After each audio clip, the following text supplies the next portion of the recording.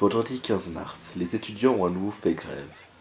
Ils étaient entre 10 000 et 15 000 dans la rue cet après-midi. Ont-ils fait autre chose que simplement manifester? Prenons l'exemple du collège de Saussure. Ce matin, les étudiants n'étaient pas autorisés à faire la grève. Pourtant, certains ont décidé de faire différentes actions. Par exemple, certains ont réussi à rentrer dans plusieurs salles de classe pour y écrire des slogans écologiques. D'autres ont travaillé sur le jardin permaculture qui a enfin été lancé. Ce jardin est un projet très important car il montre que les étudiants ne font pas que parler, mais font aussi certaines actions concrètes pour essayer de résoudre le problème climatique. Bien évidemment, ce n'est pas un jardin permaculture qui a changé le monde, mais ça reste un beau début. Plusieurs stands ont été mis en place au collège, notamment un stand vegan, un stand couture, un stand acheter mieux et un stand zéro déchet.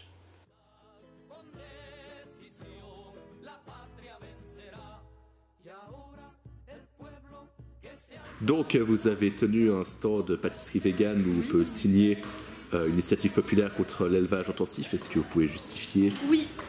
Alors nous, en tant que petit groupe de véganes, on s'est dit que pour cette journée pour le climat, nous, en tout cas ce qu'on fait, nos petits gestes quotidiens pour aider le climat, c'est justement de ne pas manger de viande, de ne pas consommer de produits animaux parce qu'on est conscient de l'impact que ça a sur le climat. Et notamment, surtout, l'élevage industriel, la production de gaz à effet de serre de l'élevage intensif est en fait supérieure à toutes les autres industries en fait.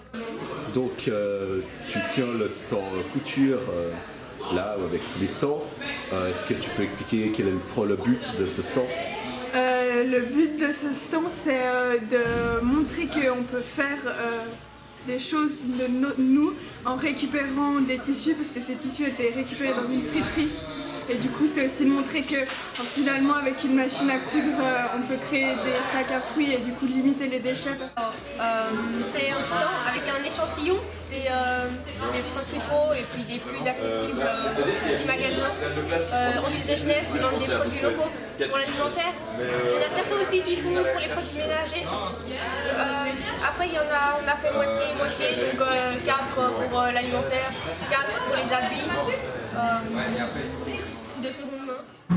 Un élève a aussi fait un discours pendant une des pauses. Oyez, oyez! Vous le savez, aujourd'hui nous faisons grève. Cette fois-ci, l'État ne nous soutient pas. Impossible d'avoir accès aux salles le matin pour organiser des activités. Cela veut dire 2 choses. 1, on leur fait chier et c'est l'objectif. 2, ils ne s'en rendent pas compte de l'urgence climatique. La Suisse a signé les accords de la COP 21. Ce que nous faisons va dans leur sens.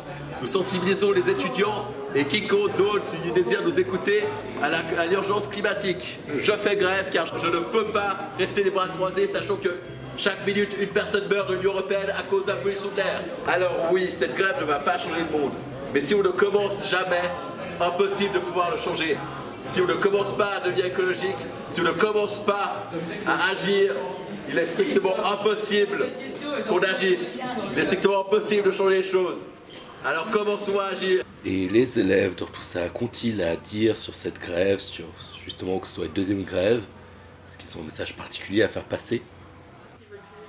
La grève, c'est un acte de communication à l'interne du milieu au sein duquel on fait grève et à l'externe, avec la manifestation de cet après-midi. À l'interne parce que là, ce matin, toute la matinée, on a creusé dans le potager pour pouvoir mettre en place justement ce potager, cultiver, commencer à produire localement.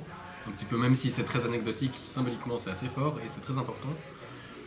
Il y a des gens qui font grève en ayant des stands, des signes d'information. Et justement, la grève répond à cet objectif symbolique de dire on s'arrête d'étudier parce qu'on étudie pour le futur et finalement s'il n'y a pas de futur ça ne sert plus à rien d'étudier puisqu'on étudie pour un futur qui est déjà mort.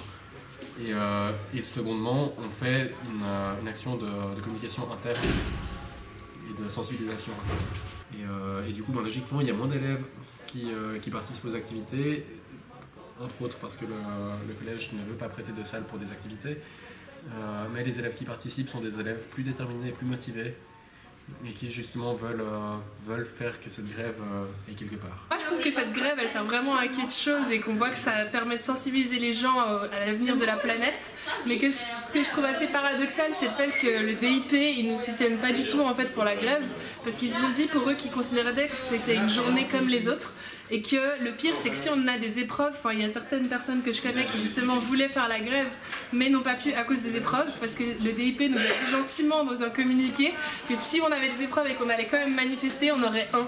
Et je trouve ça assez paradoxal que justement le DIP est censé représenter l'avenir des jeunes, alors qu'en fait il ne se soucie pas du tout de l'avenir de l'humanité et qui nous menace avec le fait d'avoir un à une épreuve.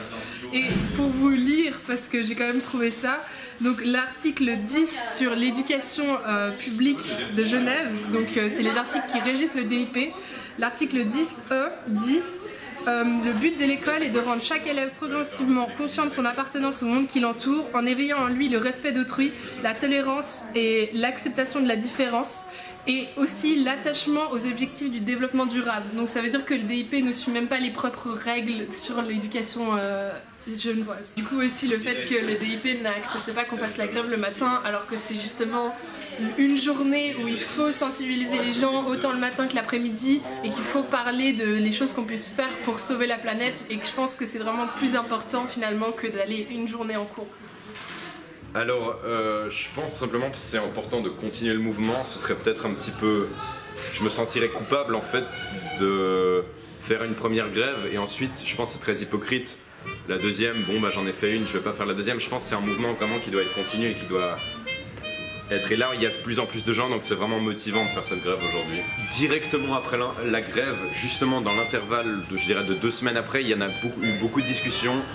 Ce que j'attends de cette grève, c'est que vraiment il y ait une sensibilisation beaucoup plus forte et qu'on soit vraiment au cœur du problème et qu'on soit pas juste qu'on en parle, on fait des actions concrètes vraiment.